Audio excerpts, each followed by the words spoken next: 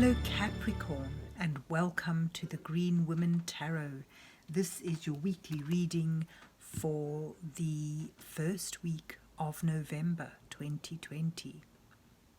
So that's from the 2nd through to the 8th of November, and it's a general reading just to see what sort of energies are around you at this time, to see what's on the cards for you.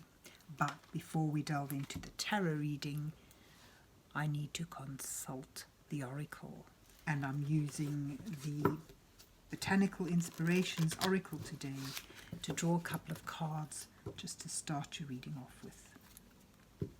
So let's see what words of wisdom the mysterious oracle has for Capricorn for the first week of November 2020. What messages are here for Capricorn?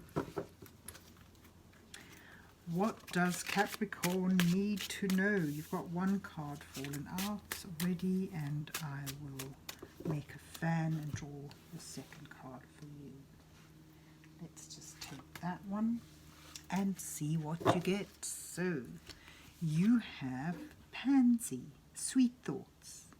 Pray you love, remember.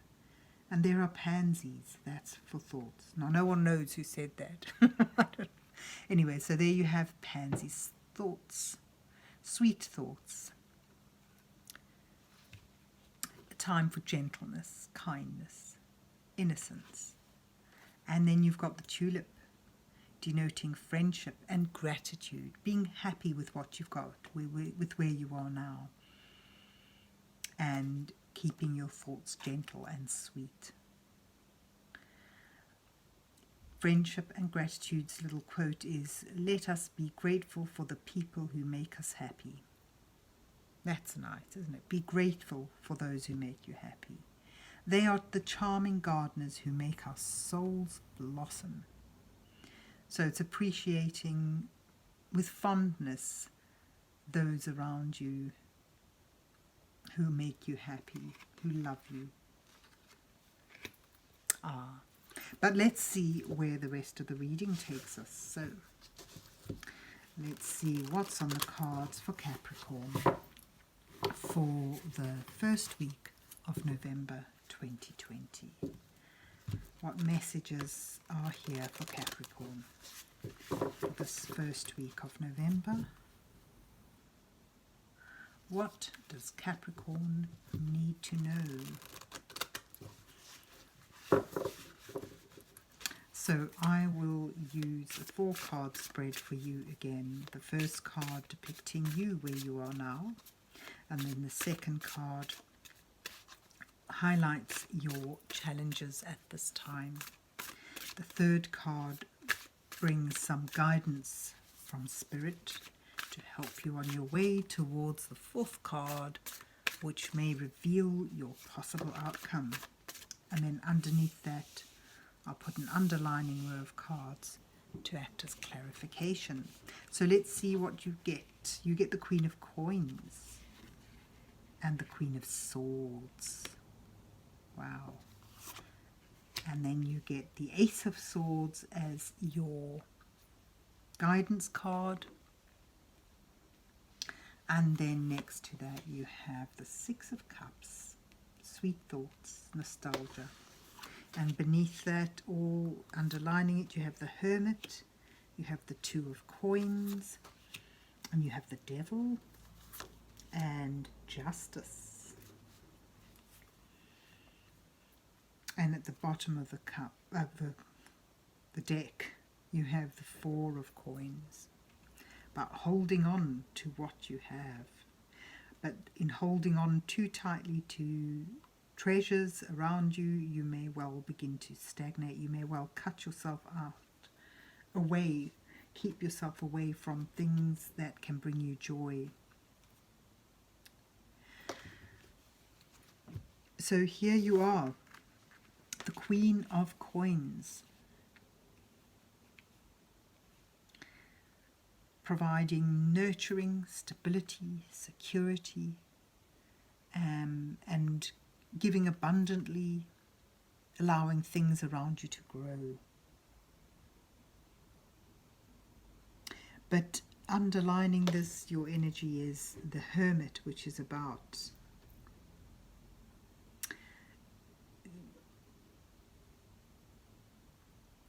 needing to find space for yourself and things you value. Usually the Hermit is depicted by a figure walking away with a lantern, but in this particular deck it's depicted by a dragon that hides away in its cave, away from the world, holding on to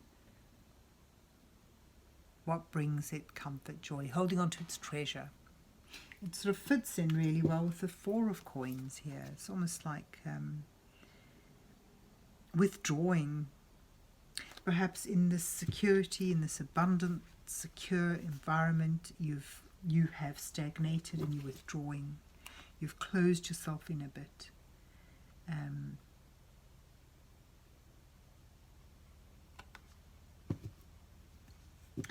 needing to seek some answers from within. Perhaps just about ready to find that enlightenment. And you have the Queen of Swords and the Two of Coins in your challenge row. And, you know, I'll start with the underlining energy, that need for balance, that need for keeping things on an even keel. So I get a sense that your attentions have been towards the material for some time and keeping things afloat on an even keel. And that's required juggling. And that's been what's difficult for you, is maintaining that status quo, maintaining that secure and balanced position in what may be a difficult time. And now arising to challenge you is a voice, the truth. It's time to make a clear-cut decision, and this is a challenge. Making this important decision with integrity, with wisdom, and once made, being able to follow it through decisively, keeping your head above the clouds.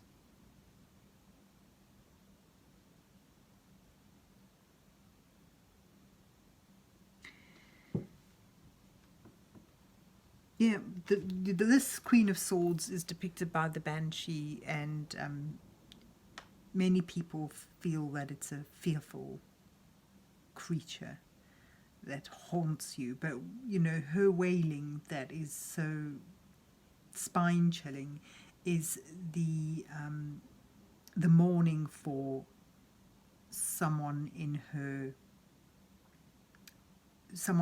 the family that she's attached herself to.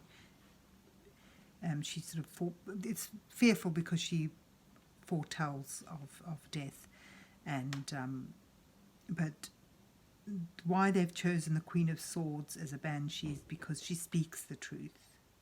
It's the truth, and she speaks it clearly, concisely, and you know, this is your challenge, is to own a truth, to speak it with clarity of mind, with fairness, and to speak it no matter how much it may hurt, how difficult it may be. And that truth needs to be outed because of a need for balance. And, you know, you've got in your advice row again, the Ace of Swords is about a moment of epiphany. It's about a truth coming to the fore. It suggests as well, as an advice position, that, you know, you may well find that solution. You may find that path, that idea that enables you to cut through the entanglement of confusion that you may feel in your challenge row, and it sort of depicts that you'll be able to strike home it does seem that a decision needs to be made when you look at this card as well. The Justice sort of in your future, but I'll come to that in a moment. I'll just finish off with this underlining energy of the Ace of Swords. It's sort of this truth, this epiphany will suggest that you face this truth and epiphany because it's what will free you from something that's become a bondage, something that may have once felt secure and stable and steady and that you've been holding on to, but it's realizing that it's actually sucking you dry. It's no longer that reciprocal, balanced situation that it once was, and it's time now to cut the cords, to free yourself from that and return to that part of you once were. The Six of Cups is about nostalgia, returning to innocence, returning to that person you once were who was pure of heart, who could see the beauty in things. This is the sweet thoughts with the pansy. And, this does have a feeling about relationships, because you've got here in your oracle card the friendship and being grateful for the closeness and the support that you receive. So your outcome shows that you're able to return to that pure and that pure integrity that you may feel has been jaded. So it's a return to that sweet and innocent time. And underlining what brings you there is making this decision with measured thought and with careful consideration, with a bit of tenderness, because it's clearly a difficult decision to make, a difficult truth to speak out. But it shows that you'll find you able to do that. You're able to find a way to make that important change or that important decision using careful, measured, wise thoughts as your guidance.